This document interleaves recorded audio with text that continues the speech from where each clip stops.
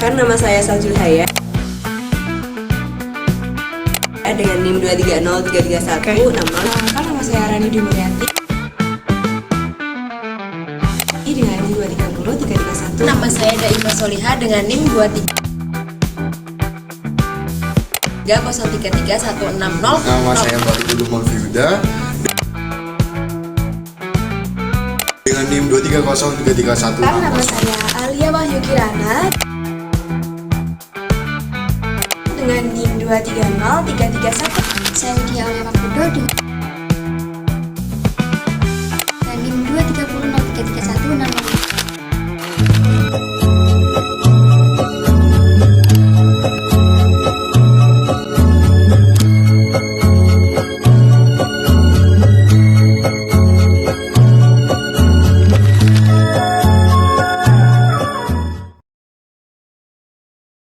Assalamualaikum warahmatullahi wabarakatuh. Waalaikumsalam warahmatullahi wabarakatuh. Selamat pagi anak-anak. Pagi, Bu. Pada subbab sebelumnya kan kalian sudah belajar mengenai bentuk molekul, ya kan? Nah, jadi pada pertemuan kali ini kita akan belajar pada subbab baru, yaitu pada gaya antar molekul. Jadi sebelum kita memulai pada pembelajaran hari ini, Ibu mau absen dulu ya. Kalau misalkan Ibu panggil namanya, kalian bisa angkat tangan.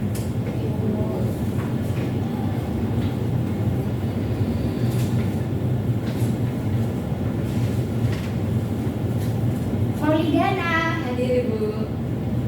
Widya, hadir Bu. Alia, hadir. Saljul, Hadir, Bu. Rani, Ya. Bahrul. Ya Bu. Oke, berarti semuanya masuk semua ya. Ya Bu. Oke, jadi pada pembelajaran kali ini kita akan membahas mengenai gaya antar molekul. Nah, sebelum kita memulai pada pembelajaran pada hari ini,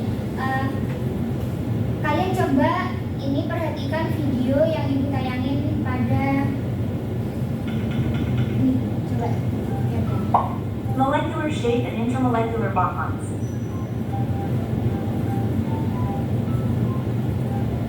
Hey cool friends, have you ever noticed that spilled water spreads but spilled oil doesn't? Nah, di video ini kan ada gambar ya, ada dituliskan, ada di gambar sebelah kanan air yang tumpah mudah menyebar, dan di sebelah kiri minyak yang tumpah tidak mudah menyebar. Nah, anak-anak coba perhatikan di gambar ini, di dua gambar ini.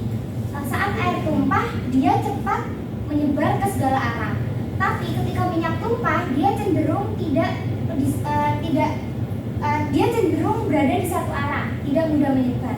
Nah, kira-kira mengapa dua zat ini tuh bisa berperilaku berbeda? Kira-kira ada yang tahu nggak?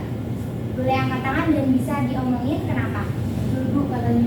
Ya coba Barul, coba kenapa ini di gambar dua ini air yang tumpah itu cepat menyebar, terus minyak yang tumpah itu tidak mudah menyebar. Ya Barul, coba bisa diungkapin? Atau mungkin yang lainnya? Baru dulu, katanya. Karena air itu lebih encer Bu daripada minyak. Oke, karena air lebih encer daripada minyak. Yang lainnya mungkin ada lagi? Saya. Oh iya, Rani, boleh? Dengan dulu nggak apa-apa, Bu. Oh iya, Maulidana boleh. Mungkin jenis partikelnya beda, Bu. Soalnya kan minyak dan air dua larutan yang berbeda. Oke, karena jenis partikelnya beda. Terus yang lainnya mungkin? Ini, Bu, karena mungkin bercampur dengan udara, Bu. Bercampur dengan udara, maksudnya airnya itu menyebar karena bercampur dengan udara. Oke, anak-anak, bagus jawaban kalian tuh bagus. Ibu apresiasi jawaban kalian semua. Nah, kalian juga udah berani jawab. Itu juga pernyataan kalian juga benar. Tadi kan ada yang menyatakan bahwa jenis partikelnya berbeda. Nah, karena benar, itu juga benar karena air sama minyak itu partikelnya berbeda, nggak mungkin sama kan. Nah, terus juga karena air juga sama minyak ini tersusun dari molekul yang berbeda. Jadi perbedaan jenis antara molekulnya itu memiliki perbedaan sifat. Ada yang bersifat polar atau karena molekul itu kan ada yang bersifat polar, ada yang bersifat non polar. Nah, terus tadi kan juga ada yang mengatakan, tadi kalau nggak salah Balur mengatakan bahwa air lebih encer daripada minyak. Nah, itu benar juga, ada benarnya. Karena air itu kan viskositasnya itu lebih rendah daripada minyak. Jadi karena viskositasnya itu lebih rendah, air itu gampang mengalir. Nah, jadi mengapa air yang tumpah mudah menyebar? Terus juga minyak itu kan viskositasnya itu tinggi. Jadi dia lebih suka berkumpul di satu tempat.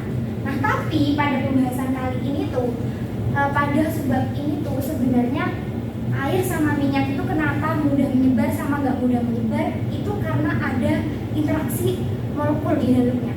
Jadi ada perbedaan gaya antar molekul di dalamnya. Jadi nggak cuman karena air itu encer atau minyak itu kental. Nah, jadi pada pembelajaran kali ini kita akan membahas mengenai interaksi antar molekul yang ada di molekul itu sendiri.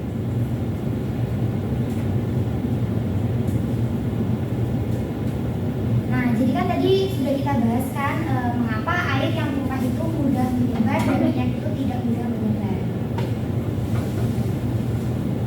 Nah, karena untuk mengetahui pemahaman kalian mengenai gaya antar molekul ini bisa ini sebuah pretest. Jadi kayak ini buat bahan evaluasi ibu biar tahu kira-kira kalian itu udah sejauh mana mengerti mengenai gaya antar molekul. Ini bisa di scan dulu, barcode-nya bisa dikerjakan.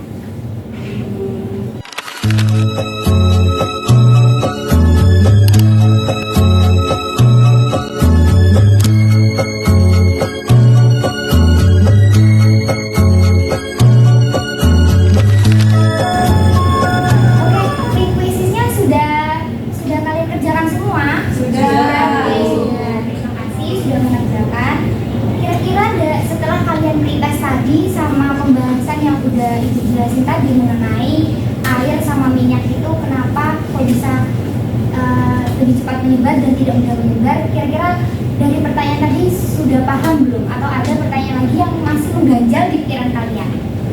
Saya mau tanya. Oh iya, silakan Haya. Jadi apa sih hubungannya antara air dan minyak dengan gaya antar molekul?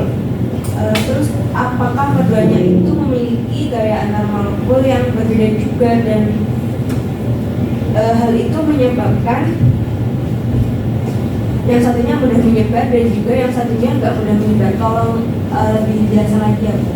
Oke Haya, terima kasih atas pertanyaannya, Ibu apresiasi atas itu. Benar, tadi kan Haya tanya ya, apakah minyak sama air itu memiliki gaya antar molekul yang berbeda? Nah, itu jawabannya benar, karena keduanya itu memiliki interaksi antar molekul yang berbeda, sehingga ada perbedaan antara keduanya saat tumpah. Nah, jadi air menyebar itu karena memiliki ikatan hidrogen. Nah, nanti pada materi kali ini kita itu akan salah satunya akan membahas tentang ikatan hidrogen itu tadi. Nah, karena air itu memiliki ikatan hidrogen, jadi itu nanti yang akan menyebabkan air itu adhesinya itu tinggi. Nah, adhesinya itu adalah gaya tarik menarik yang antara air dengan permukaan yang ada saat ditumpai oleh air. Jadi ketika adhesinya tinggi sehingga akan mudah menempel pada permukaan. Nah, jadi karena air itu juga lebih encer tadi, maka itu yang akan menyebabkan air itu mudah menyebar. Terus, nah sedangkan minyak, kalau minyak itu tidak mudah menyebar karena tidak punya ikatan hidrogen. Tidak punya ikatan hidrogen dan lebih kental itu tadi, sehingga molekul-molekulnya itu tidak suka berkumpul dan akan menyebar. Nah, jadi karena pada materi kali ini tuh kan kita akan nanti ada membahas salah satunya gaya antar molekul itu ikatan hidrogen. Jadi dari situ. Oke, Haya, kira-kira ada yang ditanyakan lagi? Nanti kita akan menjelaskan lebih cepat. Sudah cukup jelas, terima kasih. Oke. Kita lanjut ya. Nah, jadi apa sih tujuan pembelajaran pada hari ini? Kita belajar mengenai gaya antar molekul. Jadi di sini tujuannya itu agar kalian mampu menjelaskan berbagai jenis gaya antar molekul, termasuk gaya van der Waals, gaya London, dipol-dipol, dipol induksi, dan ikatan hidrogen. Kemudian dapat membedakan kekuatan ikatan antar molekulnya. Nah, kan tadi kita sudah sekitar sebentar mengenai apa sih itu gaya antar molekul dari air sama minyak. jadi konsepnya secara pengertian gaya antar molekul itu adalah gaya tarik menarik antara molekul dan bukan di dalam molekul tetapi antara satu molekul dengan molekul yang lain. Jadi gaya antar molekulnya ini tarik menarik antara ini molekul satu dengan molekul yang lain, ditandai dengan biasanya kalau kita gambarkan dalam simbol itu ada garis putus-putusnya gitu ya. Nah, terus tujuannya kenapa sih kita perlu tahu gaya antar molekul itu? Nah, jadi tujuannya adanya gaya antar molekul itu yang akan menentukan apakah suatu zat itu mudah menguap atau mudah menyebar atau titik D-nya tinggi ataupun rendah. Makanya tadi mengapa di awal pembelajaran kita membahas mengenai air itu kok kenapa bisa mudah menyebar, karena tujuannya dari pembahasan gaya antar molekul ini tadi. Nah, terus ini ada sekilas peta konsep mengenai gaya antar molekul. Jadi gaya antar molekul itu ada dua, yaitu adalah gaya van der Waals dan ikatan hidrogen. Nah, gaya van der Waals sendiri itu terbagi menjadi tiga. Itu ada gaya London, gaya dipol-dipol, sama gaya dipol induksi. Nah, kemudian yang pertama kita akan membahas mengenai gaya van der Waals. Nah, jadi gaya van der Waals itu anak-anak itu adalah gaya tarik menarik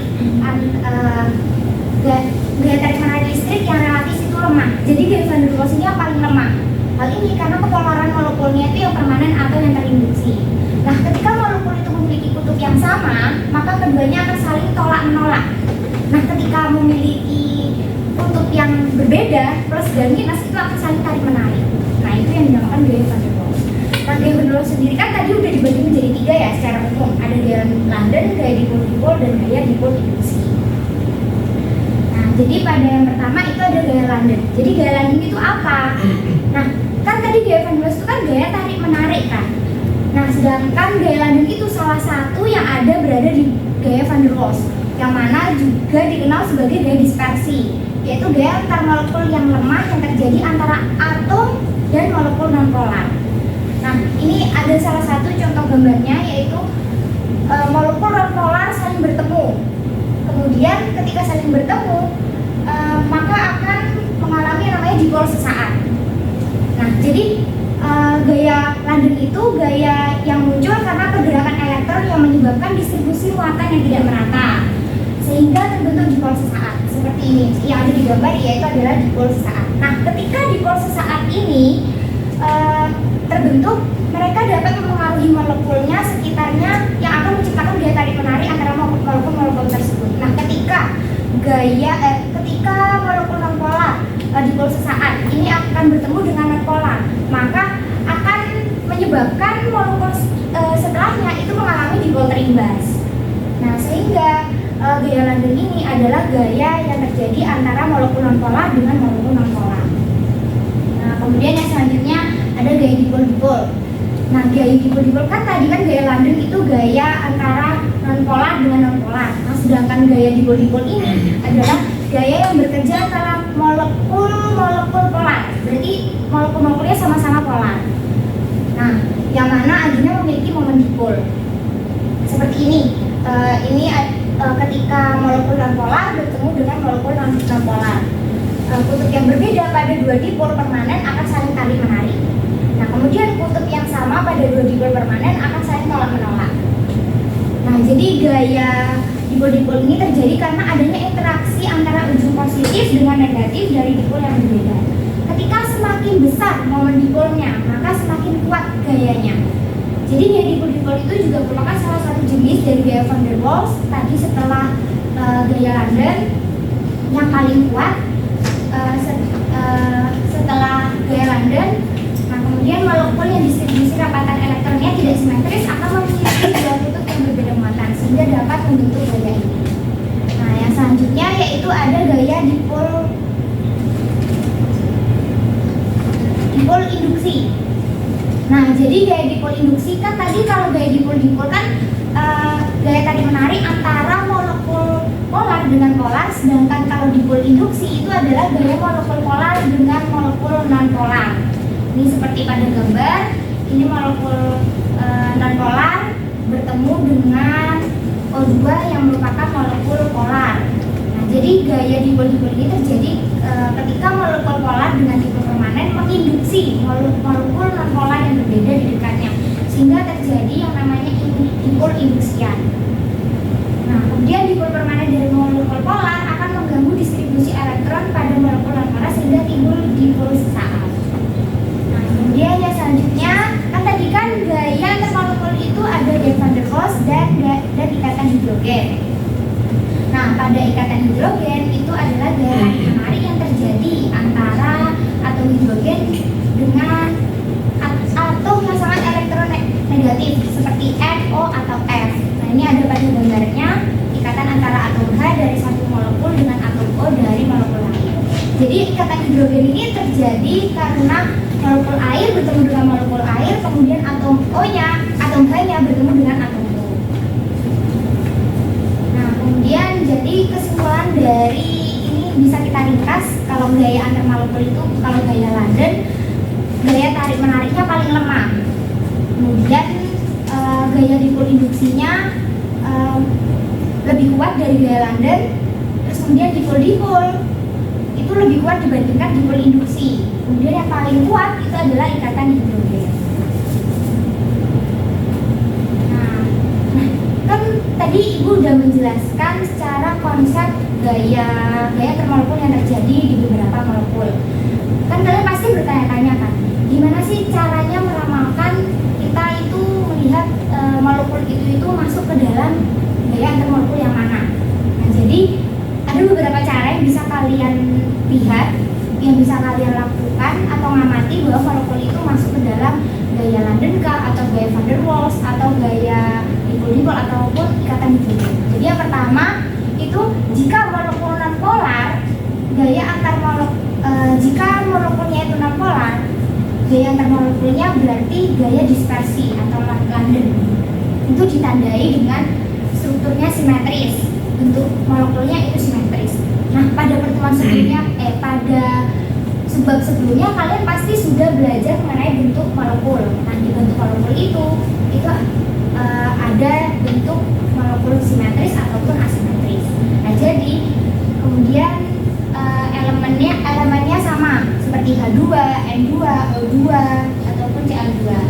Kemudian senyawa organik rantai panjang sering bersifat nonpolar. Jadi kalau molekulnya itu nonpolar, maka gaya antar molekulnya itu gaya London. Nah, terus yang kedua, jika molekulnya itu polar, pasti memiliki gaya dipol-dipol. Nah, itu ditandai dengan strukturnya itu tidak asimetris dan ada pemisahan muatan positif, parsial positif dan parsial negatif. Nah, seperti tadi yang sudah dijelaskan, pastinya sudah pada sebab sebelumnya kalian sudah belajar mengenai bentuk molekul. Nah, seperti ini bentuk linear simetris. Tadi kan di sini sudah dijelaskan bahwa kalau misalkan bentuknya simetris itu maka nonpolar. Nonpolar berarti memiliki gaya antar molekul yaitu gaya London. Seperti kayak bentuk linear itu simetris. Kalau simetris berarti nonpolar. Nah, kemudian ada segitiga planar. Itu kan bentuknya simetris.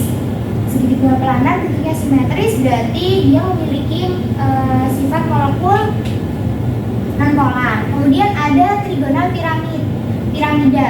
Itu tidak simetris bentuknya karena ada PEB-nya. Jadi itu molekulnya bersifat polar. Nah, biasanya yang bersifat polar itu memiliki gaya dipol-dipol. Nah, kemudian bentuk V itu tidak simetris. Nah, kalau tidak simetris seperti yang pada kedua tidak simetris berarti polar. Kalau polar berarti memiliki gaya antar molekul dipol-dipol. Nah, terus yang selanjutnya itu jika molekul polar bertemu molekul non-polar, maka itu gaya antar molekulnya itu termasuk ke dalam dipol induksi. Karena molekul polar akan menginduksi dipol sementara pada molekul non-polar. Nah, itu contohnya misalkan pada air itu kan polar ya, terus bertemu dengan O2 itu non-polar, berarti memiliki dipol induksi. Nah, terus kemudian yang selanjutnya periksa apakah molekul dapat membentuk ikatan hidrogen. Jadi kan tadi sudah dilihat apakah memiliki gaya London, apakah memiliki gaya dipol-dipol, apakah memiliki gaya dipol induksi. Terus yang selanjutnya ikatan hidrogen. Kalau ikatan hidrogen cuma satu, atau enggak terikat langsung pada atom FO atau F.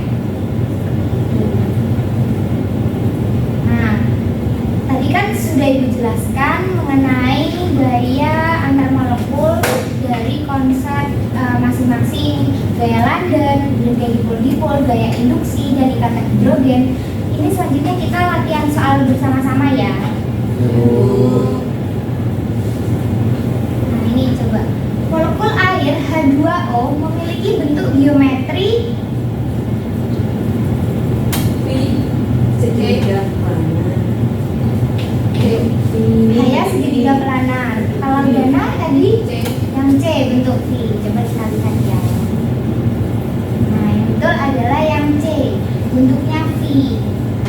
Nah tadi kan sudah dijelaskan kalau bentuknya V itu asimetris. Asimetris sifatnya polar. Tadi kalau tadi ibu sudah menjelaskan bahwa jika molekulnya polar berarti memiliki gaya antar molekul dipol. Pintar semuanya. Nah, terus pertanyaannya selanjutnya, gaya tarik menarik lemah antar molekul non polar disebut Gaya London. Oke, betul. Gaya London. Terima kasih semuanya. Nah, ini ibu sudah menjelaskan kan mengenai konsep dasar materi mengenai gaya antar molekul. Ini ada LKPD yang bisa kalian kerjain, sama nanti ada studi kasus di bagian akhir LKPD-nya. Itu kalian kerjakan studi kasusnya. Nanti kalau sudah dikerjakan, kalian bisa presentasi. Nanti ibu nilai presentasinya dan bisa perwakilan masing-masing kelompok 3 orang. Ya.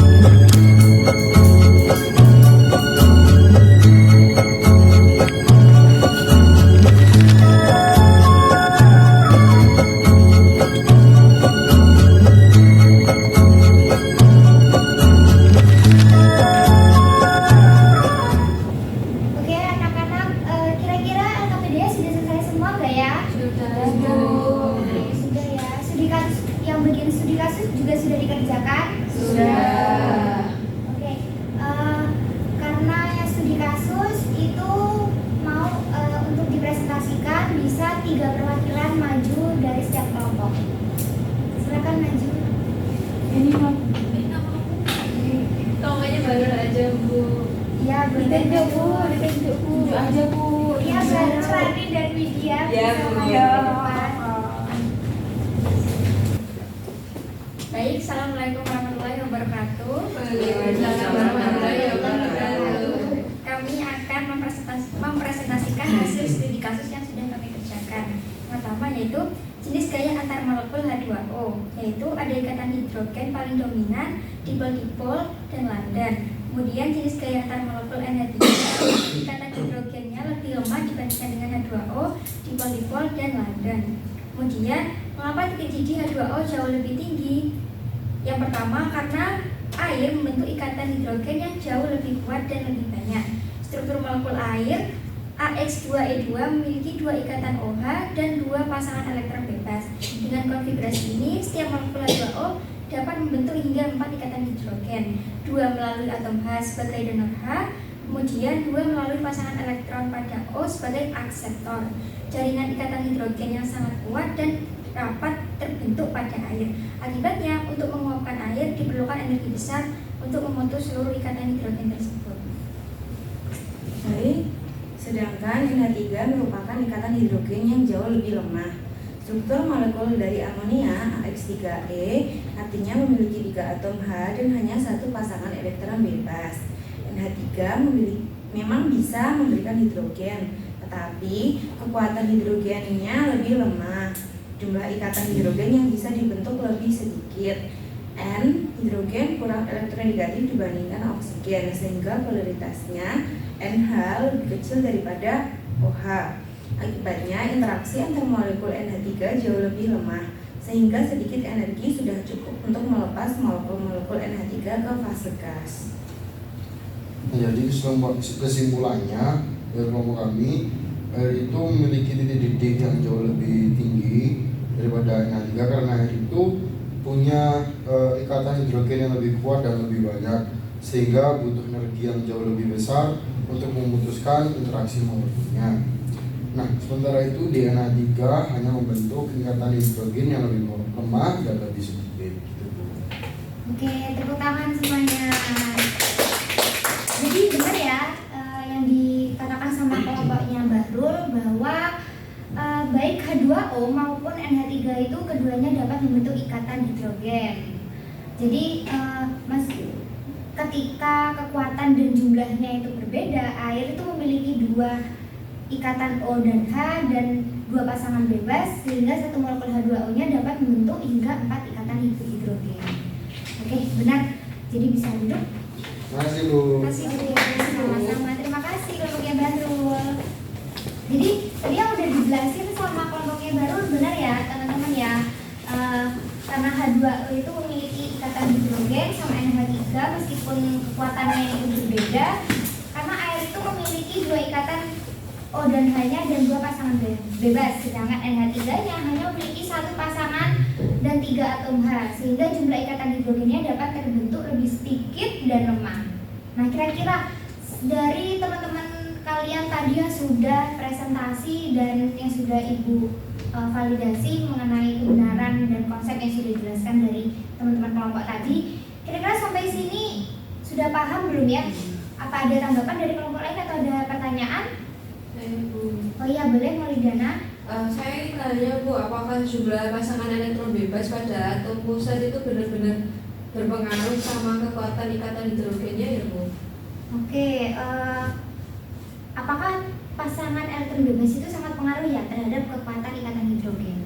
Ya, itu sangat berpengaruh. Pasangan elektron bebas ini sangat berpengaruh besar terhadap kemampuan molekul menerima ikatan hidrogen.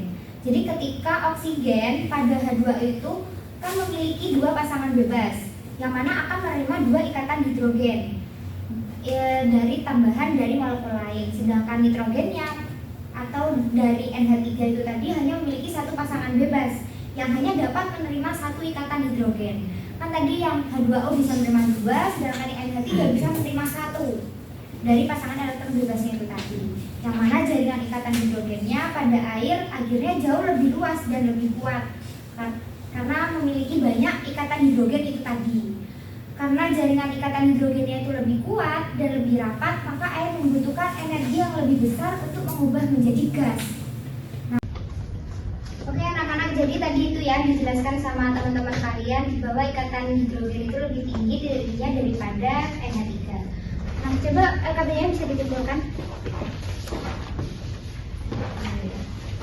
Terus karena pembelajaran hari ini sudah selesai, jadi pada penutup ini Ibu mau kita menyimpulkan bareng-bareng tadi apa yang tadi sudah kita pelajari hari ini. Kira-kira tadi ada berapa aja macam-macam gaya antar molekul itu? Yang pertama Ada London. Kemudian yang kedua ikatan hidrogen, yang ketiga dipol-dipol, dan yang keempat dipol induksi. Jadi benar ya, ada 4 gaya antar molekul yang perlu kita ingat. Nah, kira-kira urutan kekuatan gaya antar molekul dari yang paling lemah sampai yang paling kuat itu dari yang mana dulu? Gaya London, terus kemudian gaya dipol induksi, kemudian dipol. Terus setelah itu yang paling kuat adalah ikatan hidrogen. Jadi benar ya, gaya antar molekul yang paling lemah itu gaya London, kemudian yang paling kuat itu ikatan hidrogen. Jadi pada pembelajaran kali ini